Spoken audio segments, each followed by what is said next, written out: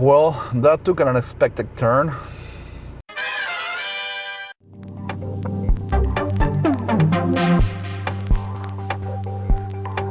Alright guys, what we have here is a Saab 92X, which is a collaboration that Saab and Subaru did to produce this pretty much a WRX wagon.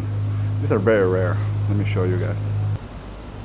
So this Saab as a 2006 model has a 2.5 EJ255 engine, and this one has a manual transmission. I think it does about 240 horsepower.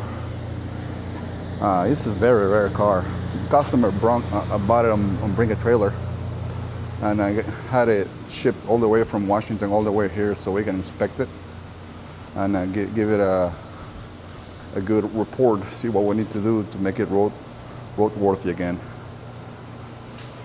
I always like these cars. I never had one of these. This is a wagon.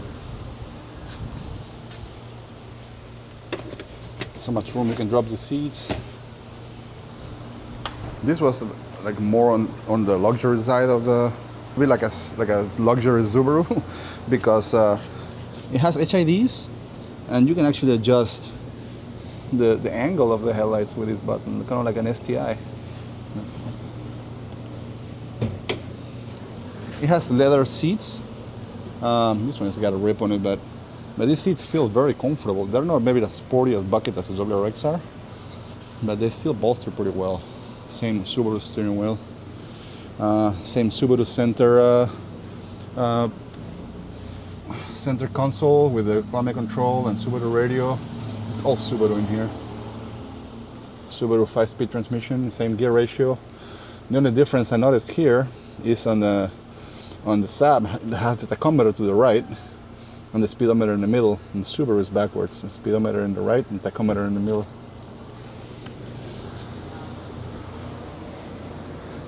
It has the WRX TR front calipers, which is the 4-puck, but in the rear it keeps the regular WRX calipers 2-piston. This is what it looks like from the front end. Don't mind the bugs, it literally just just went the whole country from one corner to the other. Bone stock EJ255. I drove this car around most part of the day. It's nothing like an older turbo car. You know, you get the drama of the wastegate, the mechanical wastegate. The turbo, even though it's smaller, it still kicks in a certain RPM. We're gonna go through it and then we'll report back to you guys, see what we find. All right, guys, let's go for a quick test drive, see how this drives. AC on.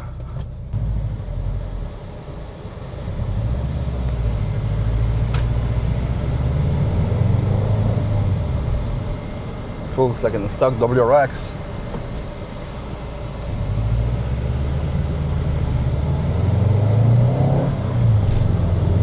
Smooth.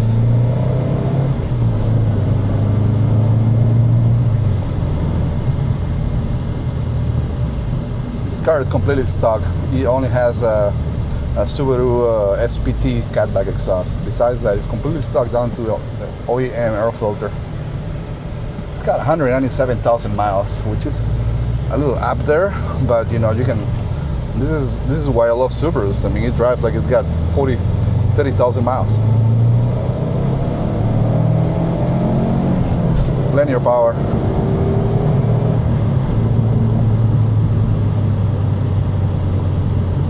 Actually, that is the owner of the car. When I turn around, so we can tell him that he did a good buy. So he went into Bring a Trailer website. He always wanted one of these, and they're very rare. I think there are about 1,500 only of them made in manual transmission with a 2.5 engine. And he finally pulled the plug on this one, thinking it's major work. Right now, I don't think it does, but we'll see.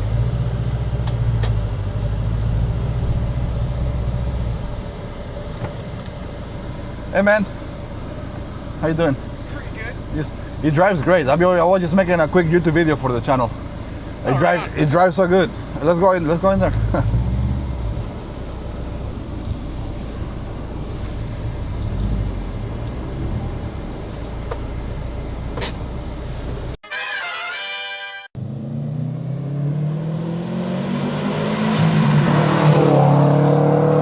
This is Julian's STI. He dropped it off with us because he just had his clutch replaced, and after that the car just wasn't driving right. I just brought it in the shop, give it a quick inspection, and I saw that one of the clamps for the intercooler wouldn't tighten all the way. It will just skip. I have a feeling that that's his issue. This car is supposed to boost around 16 psi or so, 17 psi. It was only going up to like 8.9. Let's see if that solved it.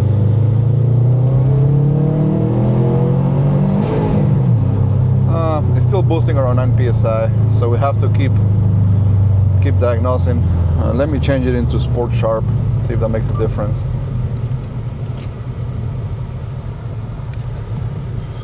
He said this started after the clutch install.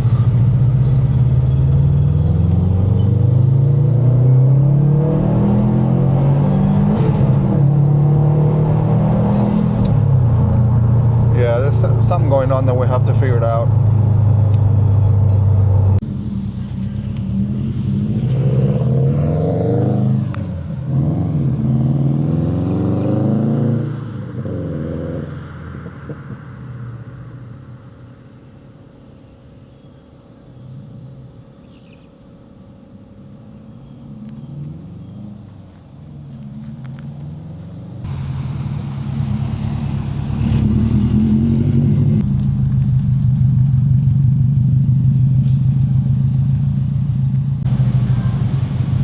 So next step, it's going to be checking the wastegate actuator, since he mentioned that everything happened after the clutch was replaced.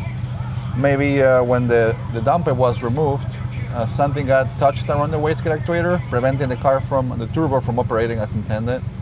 We're going to have a look and see if there is something in the area that catches our attention.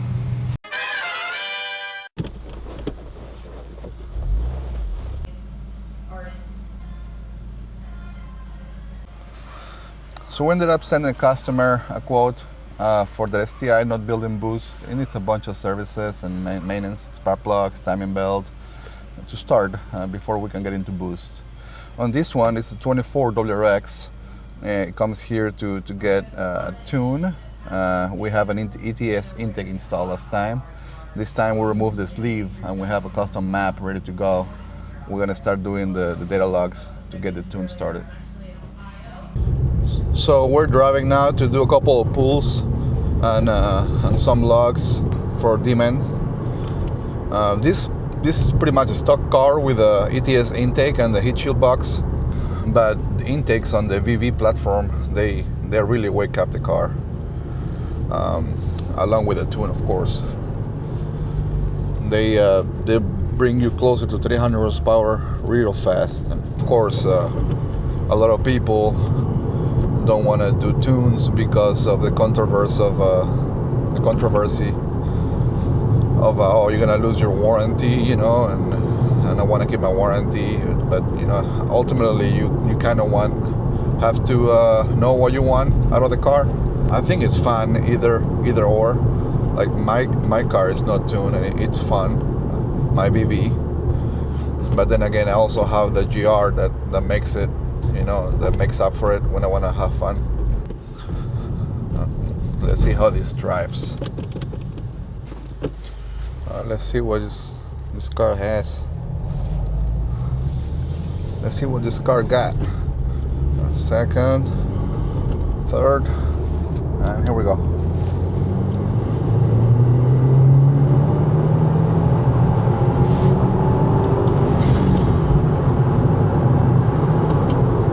F824 engines, like the one that's in this car, are very surprisingly mod happy engines. Just with an intake like this car, and let's say you add an exhaust, an intercooler,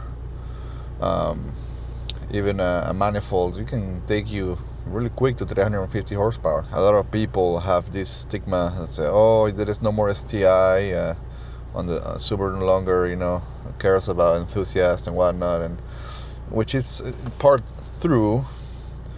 But if you love Subaru and you always had WRX or if you always love the brand, you're gonna take the EV for what it is. It's still a great daily driver. It's fun to drive. Yeah, the fenders are not color matched, but there are parts you can install.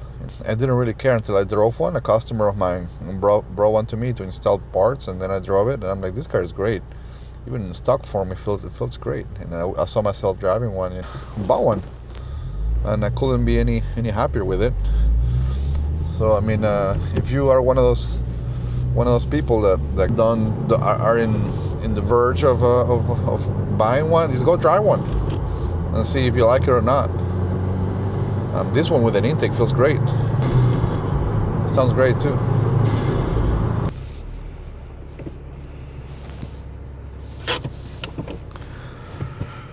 Well, that took an unexpected turn. As I was doing the log, I noticed the dam was dropping. The dam is Cobb's parameter, which means stands for Dynamic Advanced Multiplier. In short words, pretty much it's a number that lets you know that the engine is happy. It started dropping, which means the engine was not happy. I immediately stopped giving it gas and just drove normal back to the shop. I had a feeling of what was going on, what I was feeling, and I called the customer and confirmed that this car is running on 89 octane gas. And I was surprised that it was running 89 octane gas, at 10,000 miles. They were never told at the dealership that this car takes 93. Shame on them, Some people are just, they just like cars and they want a car. They just go by what people tell them, and they do not know any better. Now the customer knows you're supposed to have 93. I know it's also on the gas cap. I mean, I guess they did not notice it also, and then the gas cap said premium only. But yeah, we got a 89 map now loaded. Customer is gonna take the car with them and gonna do a couple of runs to empty, 93 back, and then bring it back to us when it's back full of 93, so we can continue the tuning. But I'm just surprised, guys. I just never even thought of asking the question if the car is 93, and now I know that it's an important question I should ask before tuning a car. We're gonna make sure this 89 map works as intended. Make sure that the numbers stay up and.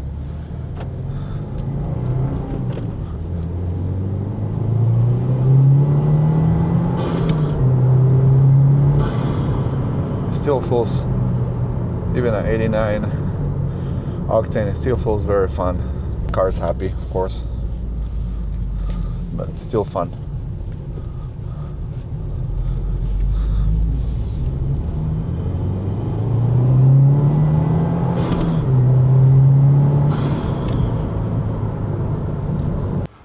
Well guys, thanks for watching this video. We always have different stuff going on here at Fuji-San Automotive, and I always like to take a little time to show you guys what we have going on.